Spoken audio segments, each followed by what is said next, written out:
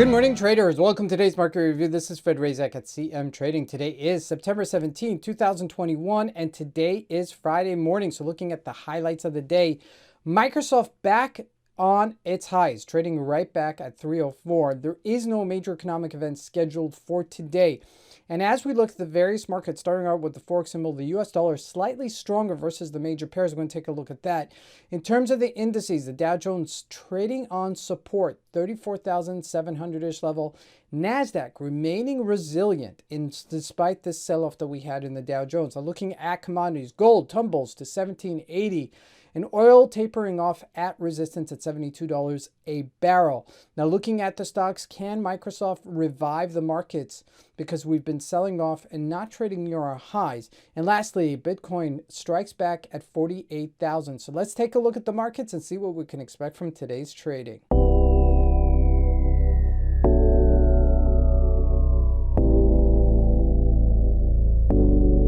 So we're going to start out with the Euro USD, as we always do, because it's usually the go-to. Now, we had a slight strengthening of the dollar, okay? We had this massive correction. This is all a playbook play, okay? This entire move. Now, this was the initial rally versus the dollar. The euro got stronger from 1670 up to 1890. Now, as historic as this is, you should expect, okay, when you have this type of formation, you should expect a 50% retracement. And sure enough, that's exactly what we got here at 1759 and bouncing right off of it. This is like classic playbook trading, okay? Can't get more classic than this, at least in a 4-hour chart. Now, we are seeing at least a bottom for now, okay, for the dollar. Okay, now this is trading in tandem. This is trading together with the euro and trading together, with the Dow Jones. So this is really very perfect. The Dow Jones getting slightly weaker as the dollar is getting stronger. Okay, now looking at the Aussie USD as well, doing the same thing, okay, which I like to see this. This means that there's consistency in the markets, that the markets are trading in tandem. The GBP, look at this, okay, just trading sideways, okay, so not getting weaker versus the dollar. So I would imagine that it's going to get stronger versus the dollar, as this may still play catch up, okay, so it's something to look forward to there as well. Now looking also at our favorite pair, the USD Rand.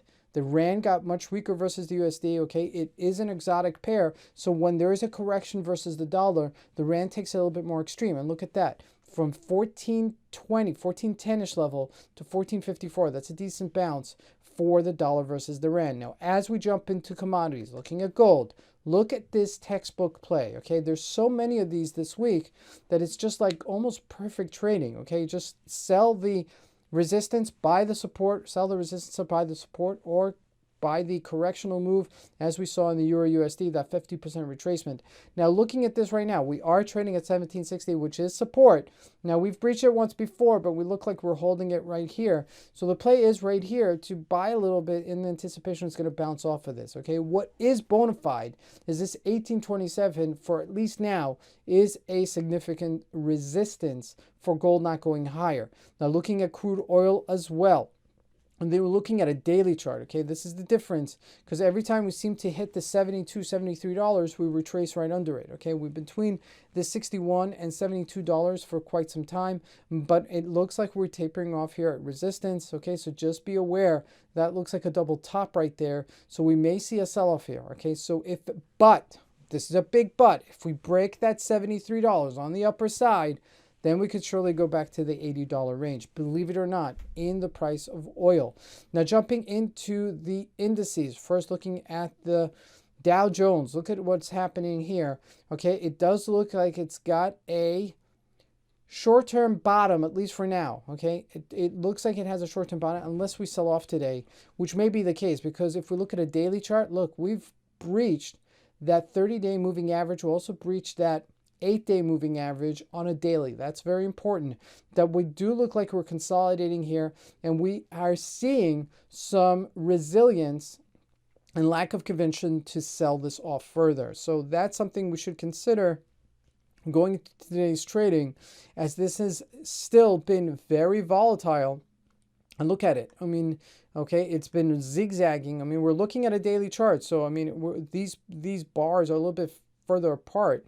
Okay, so you see that push, okay, between the bears and the bulls right here. Okay, there's a tremendous tug of war here happening between the bulls and the bears, and significant a volume here as the market is kind of just trying to figure out which way it's going to go. Now, if we look at the VIX, you saw a little bit of a spike there right here, okay, which reflects these type of move that we're having right here, okay, which means that there's a spike in volume, and so there's a tug of war between the bulls and the bears, not showing some high conviction to go further down, not showing any higher conviction to go up.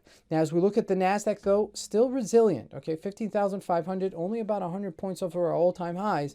And that's really, if we look at Microsoft, look at it. It's back at 304.21, which is 305, its all-time highs. If we look at a 4-hour chart, you can see that.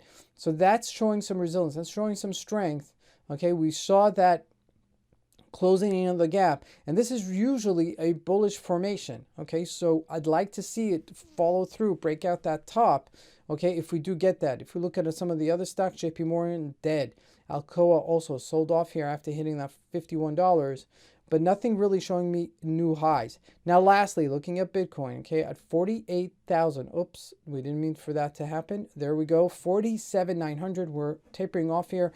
We look like we've hit a bottom, at least for now, at 43,000. I do expect it to trade within a range, okay, between the 48,000 and 44,000-ish level, okay? You see that, tapering off a little bit here at this resistance of 48,000. So keep that in mind going into today's session. This is Fred Razak. We wish you guys a great trading day and a beautiful weekend. Thank you.